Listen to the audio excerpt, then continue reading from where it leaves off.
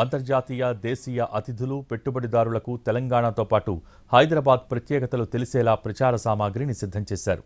Airport నుంచి future సిటీలో వేదిక వరకు వివిధ రూపాలలో వీటి ప్రదర్శన ఉంటుంది.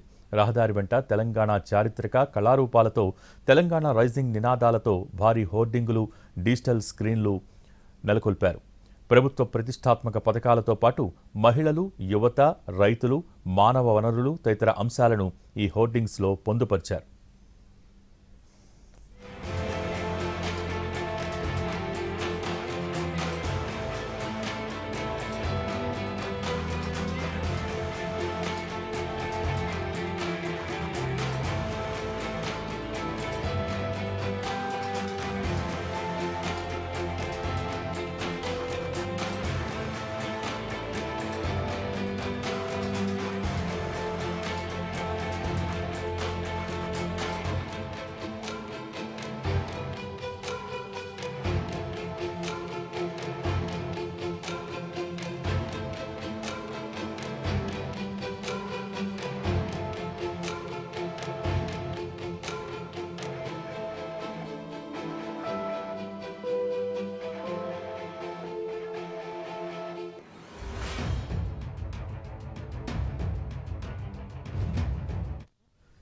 ఈ సదస్సు జరిగే ప్రాంగణంలో ప్రభుత్వ, ప్రైవేట్ రంగాలకు చెందిన వివిధ అంశాలను చాటి చెప్పే 45 స్టాల్స్ను నెలకొల్పారు.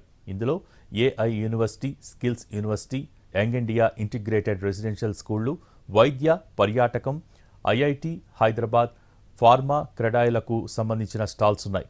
హైదరాబాద్ నగర వ్యాప్తంగా 10 చోట్ల ఇదే తీరుగా ప్రత్యేక సమాచార కేంద్రాలను రెడీ చేశారు. ఇందులో సదస్సు వివరాలతో పాటు ఫ్యూచర్ సిటీ ప్రణాళికను అందుబాటులో ఉంచారు. సదస్సు ప్రధాన ప్రాంగణం ఎదుట 85 మీటర్ల భారీ ఎల్ఈడీ స్క్రీన్తో పాటు ప్రాంగణంలోని ఇతర వేదికల వద్ద కూడా ఎల్ఈడీ స్క్రీన్లను అమర్చారు. సదస్సు, సెషన్స్ హాల్స్లో జరిగే చర్చలు, ప్రాంగణంలో జరిగే సాంస్కృతిక కార్యక్రమాలను ఈ తెరలపై చూడొచ్చు.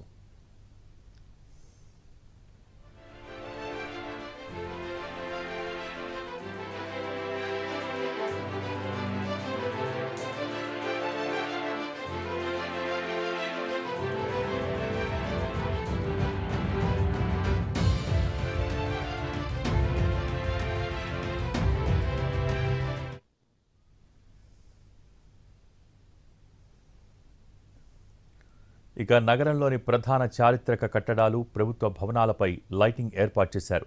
సదస్సుకు దేశ, విదేశీ ప్రముఖులు హాజరు కానుండటంతో పోలీసులు కట్టుదిట్టమైన భద్రతా ఏర్పాట్లు చేశారు.